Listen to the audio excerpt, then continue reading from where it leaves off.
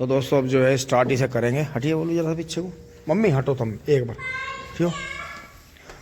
ओह chilli बिली, आ जा भाई, आ जाऊंगा, आ जा।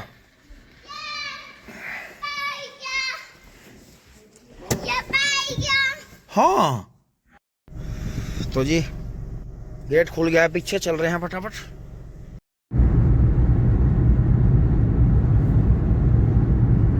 अब दोस्तों खतौली के बाहर बाहर चल रहे हैं जी, और पहुंच रहे हैं मुजफ्फरनगर के बाहर बाहर से, किंग चौक खतौली के बाहर बाहर से। लो दोस्तों, आज हम काफी दिनों बाद अपने ससुराल दिखा रहे हैं आपको। और ये देखो जी, गांव के बीचों बीच ट्रैक्टर किस तरह से, इसका मतलब आगे रास्ता बंद है या रास्ता बाधित है या प्रोग्राम की वजह से खड़ा। न्यू हॉलैंड 5500 जैसा वो शांतवीर भाई के पास में था। तो जी आगे पहुंचना है हमें, वहां सुशील जी के वहां पे पहुंचना है हमें। रिश्तेदार सब उतर लिए हैं, तो अब गाड़ी बैक करके कहीं ना कहीं लगानी पड़ेगी। और वे सामने जो है हमारे साले साहब है जॉनी, वे पानी पर जो रेड उसमें है, तो हमें खुद ही दोस्तों कहीं ना कहीं ठिकाना ढूंढना पड़ेगा, इसीलिए हम यहाँ कम आते हैं। दोस्तों अब जो है वापस आ रहे हैं, और वो जो ट्रैक्टर अड़ा रखा था जी, वो उन्होंने प्रोग्राम की वजह से अड़ा रखा था। यहाँ देखें जी, सामने तुरैडी गांव को पार कर रहे हैं। और ये देखें ट्रेंच का गन्ना खड़ा है जी, वैरायटी ये मुझे 13,235 जैसी लग रही है। और फिर ये देखें इधर जो है सौरे में फार्म में जी पीछे बोर्ड पेडी असोजी भी बो रखा है किसान ने, और मटर बो रखी है जी सौरे में पीछे तक, जहां तक आपको हरे हरे दिख रहे होंगे। और सौरे में यहाँ ट्रेंच का ही गन्ना है जी, बढ़िया। 60 इंच वाला ही है, सारा कट रहा है जी फटाफट। उधर से मटर बोती आ रही है, उधर भी कॉफी बो रखी है पीछे तक। तो रेडी गांव है दोस्तों। दो छोटे हाथियों ने हम कम से कम 20 मिनट अपने पीछे चला दिए। अब बड़े जूदों में एक ने शिष्य वाले ने आगे भगाया, इतनी दाब रखी हाईवे पे गाड़ी। तो हाईवे पे तो पब्लिक मजा ज्यादा ले रही है। अब दोस्तों पहुंचते पहुंचते शाम हो ली है, 6:30 बज गए हैं। अब हम खतौली के सामने से पार कर रहे हैं, तिगाई गांव के सामने से निकल रहे हैं। ये देखें दोस्तों, यहाँ सर्विस रोड पे आधे घंटे से बुग्गियों का जाम है जी। आगे मील की बुग्गी चल रही है, इनके पीछे जाम लग रहा है, आधे घंटे से यहीं चल रहे हैं। और ये देखो ई रिक्शा टेम्पो वाले क्या हाल कर रहे हैं बराबरों में, कट मारने के चक्कर में है ये। अब ये जब तक ये बुग्गी मील में नहीं घुसेंगी, जब तक ऐसे ही चलना पड़ेगा हमें।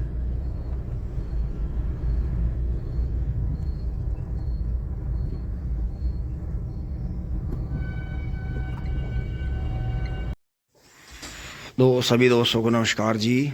और ये देखें शाम हो ली है जी, सुबह से इन्हें मेहनत करते करते इन्होंने पूरी, एक के हाथ चल रहे हैं, एक के पैर चल रहे हैं। बापू बेटा ने पूरी मेहनत कर ली है। हाँ हाँ हाँ मेहनत करो। और दोस्तों पापा जी का नॉन स्टॉप फोन चल रहा है। आज ठंड इतनी थी, बहुत ही भयंकर। दोस्तों 9 तारीख है और बहुत ही भयंकर ठंड थी जी, शीतलहर थी, हल्की सी धूप आई थी, लेकिन ठंड की वजह से सभी अपनी रजाइयों में ऐसे ही बड़े रहे। आप भी सही होंगे जी, सुबह से कुछ नहीं करा, क्योंकि 2 दिन हमारे कैडे रहे। परसों हमने गन्ने भरे, पूरे दिन मेहनत करी, फिर मैं सुबह डाल का आया, पूरे दिन गाड़ी चलाई जी। आज उठा नहीं गया, आज ऐसे हो गए थे उठा नहीं गया। तो जी अब एक बार खेत में चले चलते हैं, मोटरसाइकिल लेकर। जो एक आधा घोड़ा होगा उन्होंने छोल करी होगी, उसका पता चलेगा जी। और चक में राउंड भी लगा देंगे। जस्ट अंधेरा होने वाला है। मम्मी जी और अंशिका की मम्मी दूध निकाल रहे हैं, हम चल रहे हैं जी खेत में।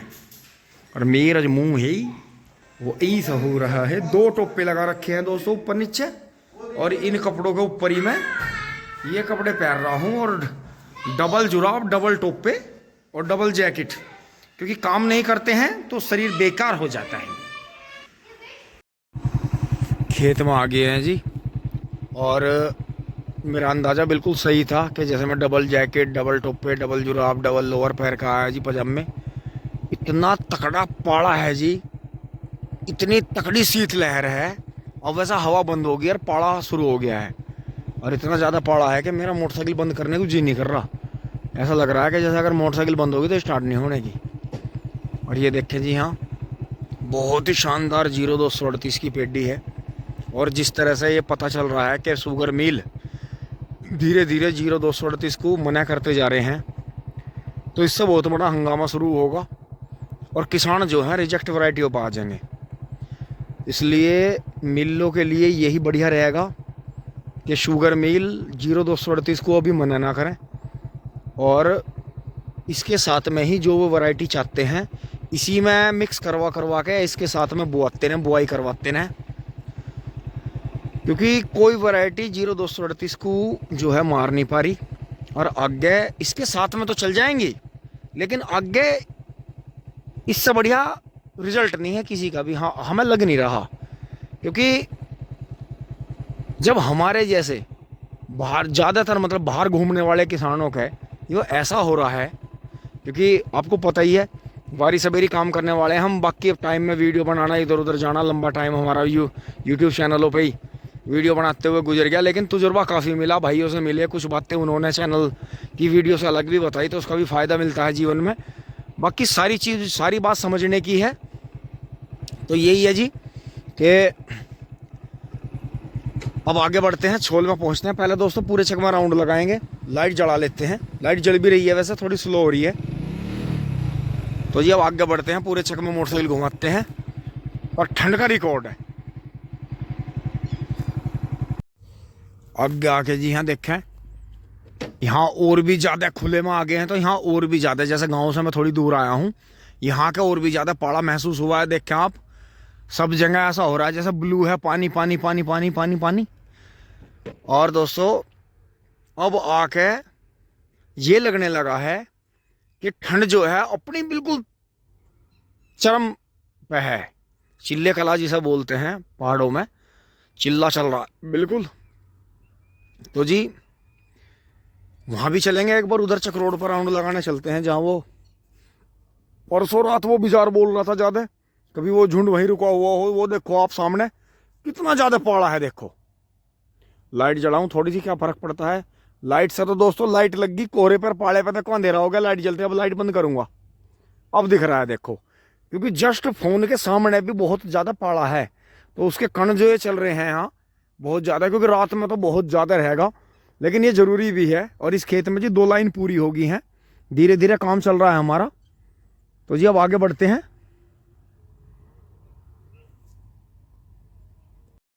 अब दोस्तों वापस घूम कर आ गए हैं गेहूं वाले पे।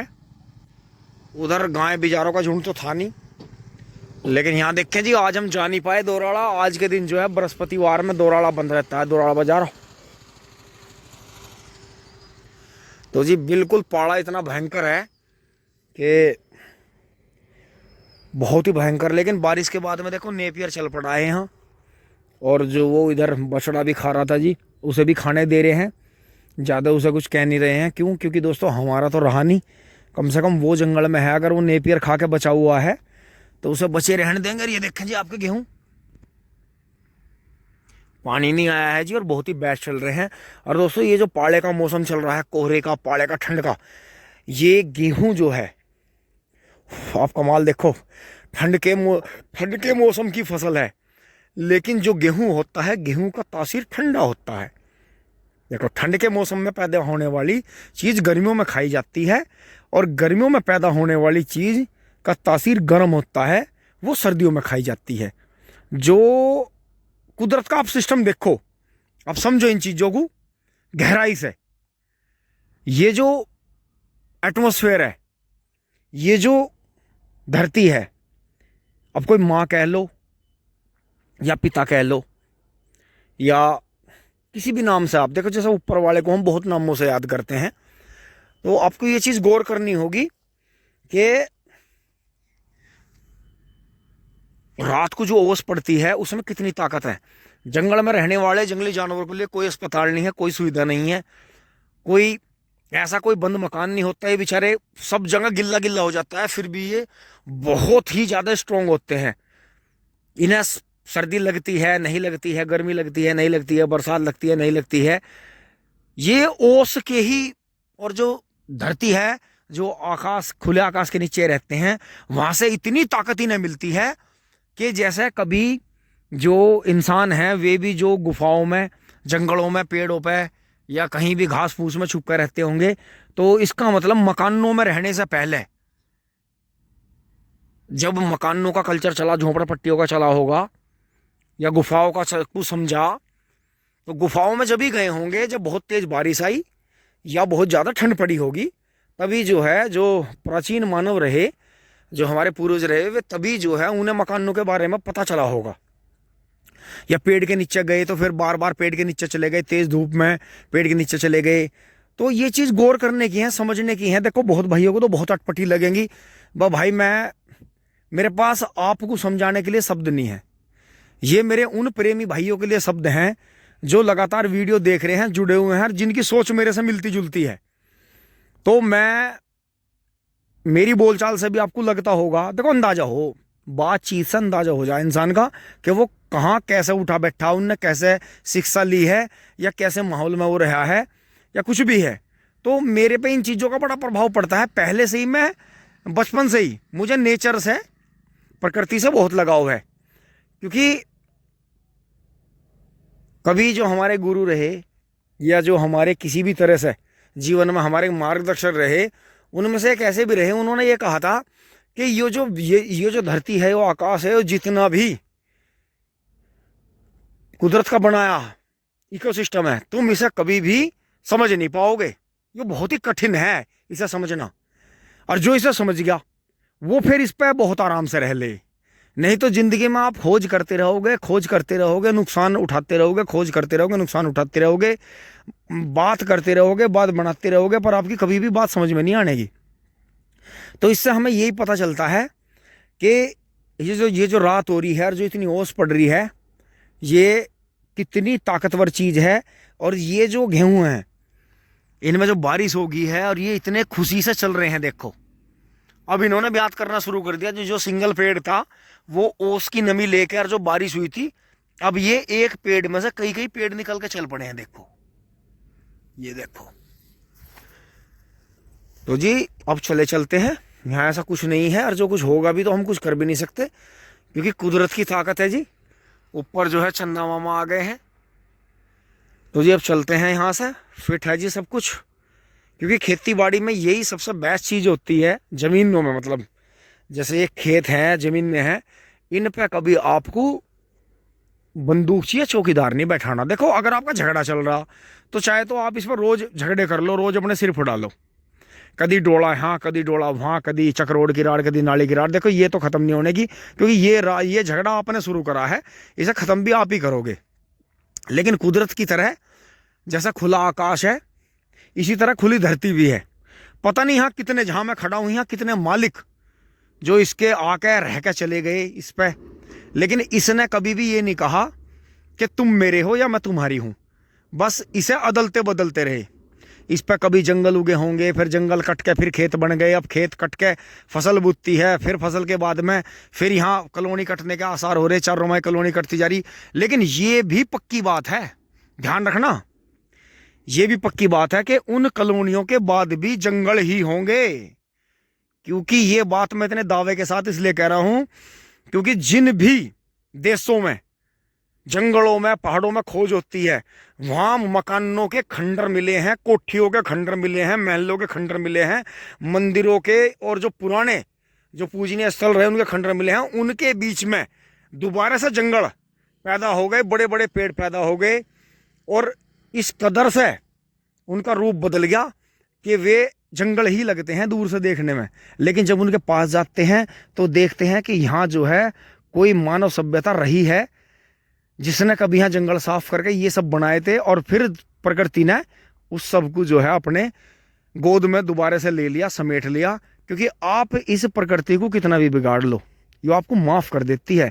लेकिन जब ये क्रोध में आती है, फिर आप किसी तरह से इससे बच नहीं सकते, इसके आगे आपको सरेंडर करना ही पड़ेगा। तो यही बात है, आगे यहाँ कॉलोनियाँ कटेंगी, उसके बाद कभी समय बदलेगा, यहाँ फिर जंगल होंगे। टिंग टोंग आगे बढ़ते हैं, चुली बोली। दोस्तों आज तो यो ही मेरे जो है हाथ लगा है गोला, और इसमें भी जो है 5-4 डांडी और पोगे से मन नहीं बन दे ये तोड़ के। तो ये गोला सा बनाया, कभी मगर मम्मी गालियों की बौछार कर दें। और तो दोस्तों उन्होंने इतना चालू पना करा, जैसे हम गए नहीं ना, तो या तो गोले उन्होंने बेच दिए छोल के, या फिर अपना ढो लिए चुपचाप। छोल में एक भी गोला मुझे मिला नहीं। तो ये एक जगह रखी थी 4 डांडी, इन्हीं में बांध लाया। तो ये ऐसे करते हैं जब हम जाते नहीं ना, तो चले गए तो यार मिल गया, नहीं तो गायब कर दें टिंग टोंग। ज़्यादातर किसानों का ऐसे ही होता है, टिंग टोंग कोई बात नहीं, नहले पे देला, कल को हम यहीं रहेंगे, ध्यान रखेंगे।